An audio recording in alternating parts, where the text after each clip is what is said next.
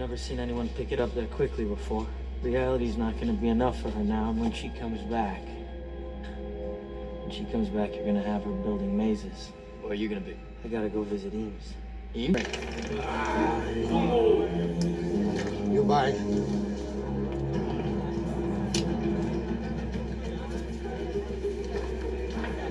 Your spelling hasn't improved. Piss off. How's your handwriting? It's versatile. Good. Thank you very much. Inception. Now, before you bother telling me it's impossible. No, it's perfectly possible. It's just bloody difficult. Interested. Because Arthur keeps telling me it can't be done. Arthur, you still working with that stick in the mud? He's good at what he does, right? Oh, he's the best. He has no imagination. Not like you. Listen, if you're going to perform Inception, you need imagination. Let me ask you something. Have you done it before? We tried it. We got the idea in place, but it didn't take. You didn't plant it deep enough?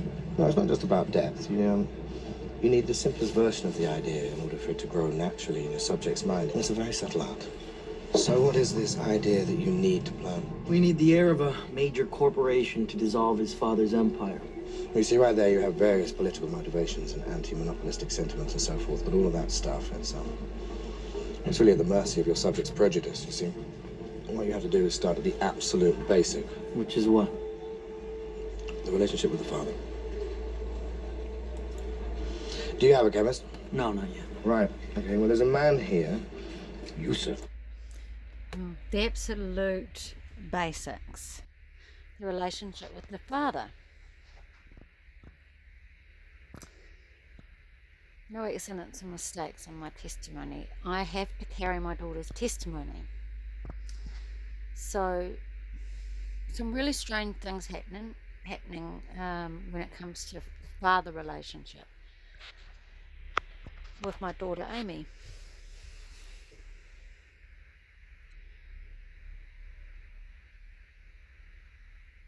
Now, her paternal father did all he could to see her. He was violent and we did need to separate. And then I became a born-again Christian. And I brought him into the home and I asked his forgiveness because of the how I had trespassed against him. Okay, no one is without sin. I didn't expect anything back, and I got nothing back. But this is how you keep your heart pure and open before God. I was a born-again Christian. I forgave him. I asked his forgiveness. He had access to Amy every weekend.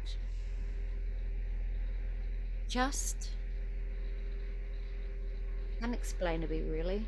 He stopped seeing her. He just never came back. And I didn't pursue it. She was abandoned by her paternal father. Then, even though there was a relationship with my first husband, with Amy, and he had known her since she was 6 months old, after he had asked for the divorce and a year later taken me to court to take the children and used Amy as a pawn as she was the oldest and had, as far as the courts were concerned, the ability to choose who she wanted to live with. She loved her dad, but she chose to live with me, and that did not play into his hands but into mine. So we ended up with shared care. Now, that was when he abandoned her.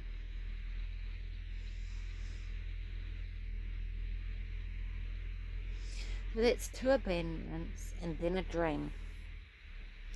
The relationship with the father has been severed and tampered with, and then the dream that changed everything about that wee girl. Is that Inception? Is that what the Lord is showing you? Is that what He is showing me through my testimony, through my daughter's life, her testimony?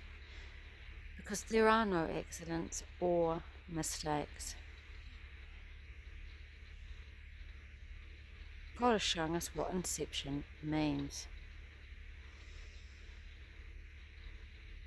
We overcome by the blood of the Lamb and the word of our testimony. How else would you know this? If not through that relationship you have with Jesus, because you've come under the blood and you can hear him and you can see through your testimony, through the life that you've led, the destiny you have in Christ, why you're here, the truth that's revealed through you. That is your testimony. It's how you overcome. This is part 2 on the internet, gold search on Inception.